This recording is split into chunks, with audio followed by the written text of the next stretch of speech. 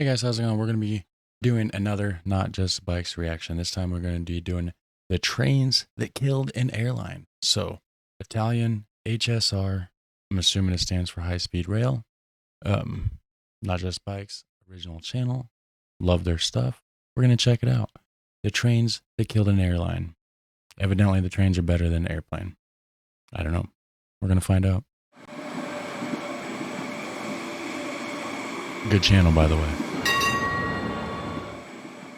Last month, the national airline of Italy, Alitalia, filed for bankruptcy. Now, a lot of airlines have gone bankrupt in the last few years, but what I found interesting about this particular case Okay. was that competition from high speed trains was cited as one of the reasons. Now, I've flown a lot, which is a massive understatement, and I've had nothing but bad experiences flying Alitalia. I remember one business trip where they wanted to charge me €800 because my bag was overweight on my flight from Milan to London, which was more than Wow. the cost of the flight itself. And of course, Alitalia also had competition from low cost airlines. So the trains weren't the only reason Alitalia went bankrupt, but I do believe they were a significant factor because That is crazy to think that trains could be a competition for planes. But I get it though. I mean, it is a lot of cost involved with an airplane. You know what I mean? domestic flights made up an unusually high percentage of Alitalia's flights, and the Italian high speed train network has seen significant growth in the past decade. There's been a lot of talk in Europe lately about replacing short haul flights with high speed trains whenever possible. Several countries, including France and Austria, have proposed laws that limit short haul flights where alternatives by train are available. Okay. A report published by OBC Trans Europa last month suggested that one third of the top 150 short haul flights in Europe have train alternatives that are less than 6 hours in duration, and those alternatives could be improved significantly with more EU investment in high speed rail and night trains. And the situation in Italy certainly seems to suggest that when good quality alternatives are available, people will take the train instead of flying. Personally, I've done enough flying to last a lifetime, so I will gladly take the train whenever possible. And after hearing so much about high speed rail in Italy, I wanted to see these trains for myself. Flew to Florida once and then back. Never been on a high speed rail. Never been on a train, actually. I should actually get on one sometime and check it out. There's one that goes from South Bend, Indiana to Chicago. So maybe I'll get on there and check it out sometime. And to get to Italy, we took the train.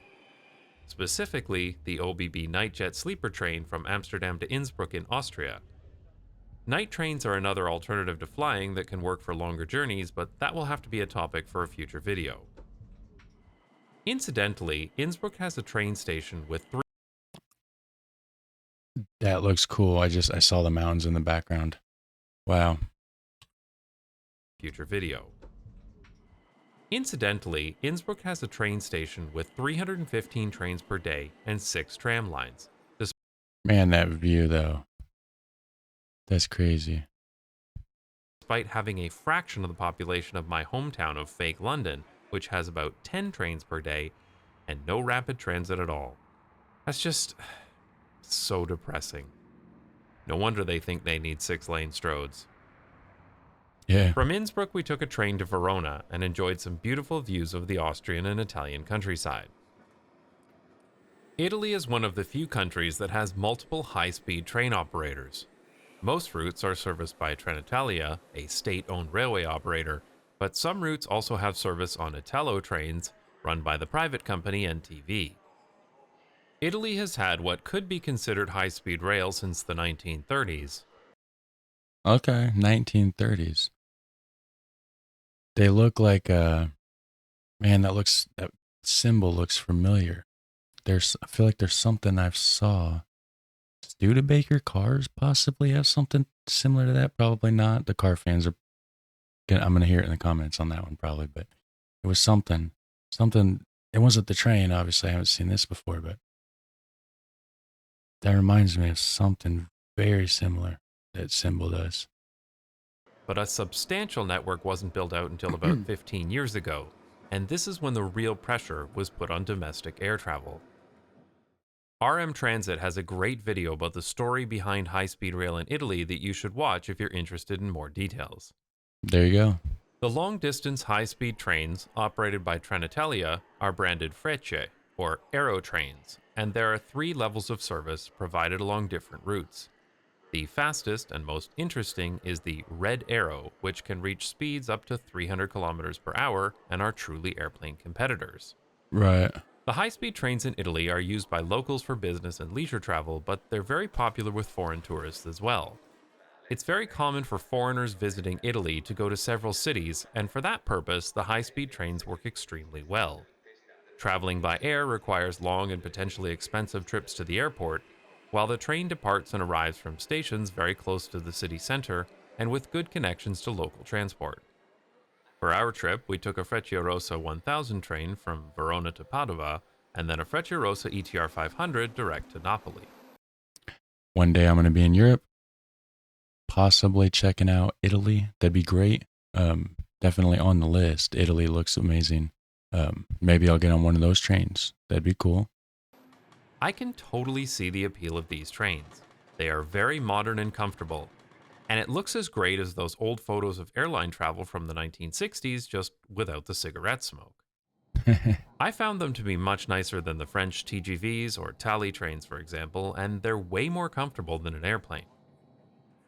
One thing that's They're more comfortable than an airplane. Okay. I mean, I guess it does look like there's a bit more room, huh? A lot more headroom, right? Aren't airplanes a lot they're shorter, I believe. It's been a while since I've been on one. nice is the price difference between economy and business class isn't nearly as large as it is on an airline. In the case of this trip, it was 99 euros for business instead of 75 euros for economy. And there's even a premium category between the two, which makes it much easier to justify upgrading for longer trips. For a much larger fare, over 200 euros, there's executive class, which has only one large seat on either Ooh, side of the carriage. nice. Executive. Although if I was hanging out with somebody, I wouldn't like them sitting behind me. I would have them pull theirs up. So it's, you know, more across. It'd be easier to talk to them. But yeah, other than that, that looks great. If I ever have a meetup with other urbanist YouTubers, it will have to be in this executive class boardroom. And if there's any other urbanist YouTubers watching this, go hit him up and set up that meeting. That would be pretty cool, right? The train has a dining car as well, with a fairly limited food menu but extensive coffee menu, and bar style as well as booth style seating. And the washrooms, while small, are no worse than on an airplane. These I think they look bigger than the ones on an airplane, I believe. 700-kilometer trip from Padova to Napoli took about 5 hours, and there were several sections where we were cruising along comfortably at 300 kilometers per hour. And you get the nice views too. Do the countryside and stuff like that that you wouldn't get. I mean, obviously you're going to see some, in an airplane, you're going to be up high, looking down, but you can see that on Google Earth, right? So this would be cool to be able to actually be right there with the scenery in the countryside. Yeah, I'm for it. Sounds nice. As you travel, there are nice views of the Italian countryside, though there are a huge number of tunnels along this route, so your views will be interrupted like this. Oh, there's some countryside. And we're in a tunnel again. But it's still possible to maintain a reasonable mobile data signal for most of the journey, so that's another benefit over flying.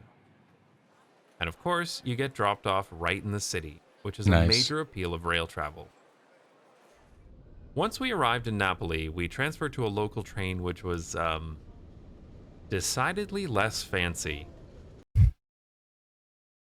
Decidedly less fancy. I would agree. Local train which was, Yep. decidedly less fancy. The graffiti was pretty interesting, though. This is the narrow gauge Circumvesuvia railway network, which is used by local commuters, but also provides access to popular tourist sites like Pompeii. Okay, that's Pompeii. Nice.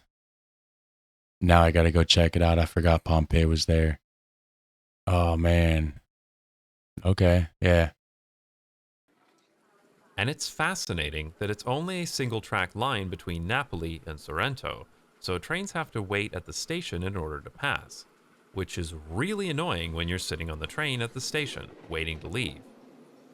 I found these trains interesting, but they have definitely seen better days, though it was strange to switch from some of the best trains I've ever taken to some of the worst.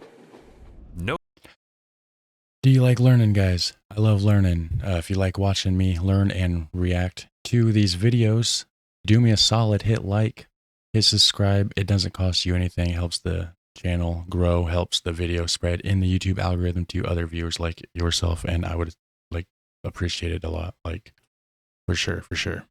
Nobody is going to take these trains instead of flying. Yeah, right. Yeah, exactly. Who Nope. who would want to stand right there all crowded? Like that doesn't look fun at all. I'd like to be on that leisure little recliner going through the countryside in comfort and style. Nobody is going to take these trains instead of flying. Right. But back to the Frecciarossa trains. Our high speed train journey was really enjoyable. It was convenient, comfortable, and reasonably cost effective too. And it was so much better than dealing with airports. This really is an easy decision. Taking a train like this is the best way to travel. These 5 hours were nice and comfortable, as opposed to the 5 hours of hurry up and wait that you experience going through airports. Although it doesn't look like they're going to have much leg room there facing each other. Other than that, it looks cozy. It's becoming increasingly clear that we need to have viable alternatives to flying and viable alternatives to long distance driving as well. For distances between about 150 to 800 kilometers, high speed rail is the ideal option, not just for the environment, but as a better travel experience as well. I wasn't even thinking about the environment. Yeah, man. The airplanes take a lot of power to get off the ground, like a lot of juice, a lot of gas, a lot of diesel, whatever, jet fuel, whatever you know. But it's a lot, and the waste I'm sure is immense kind of like the pollution, not even just the waste, the pollution, you know. So definitely the trains would probably be more efficient and, like they said, better on the environment. That's why I like Not Just Bikes. This is a good channel, guys. You should definitely go check out this original channel. And I think there's something every country could learn from Italy about how to build their future rail projects. Because if all trains could be Okay. this good, the future will be bright. There you have it, guys. The future will be bright. So that was pretty cool. That was the trains that killed an airline, the Italian HSR. So you guys take care. Have a super fun, awesome day. I'll catch you in the next one.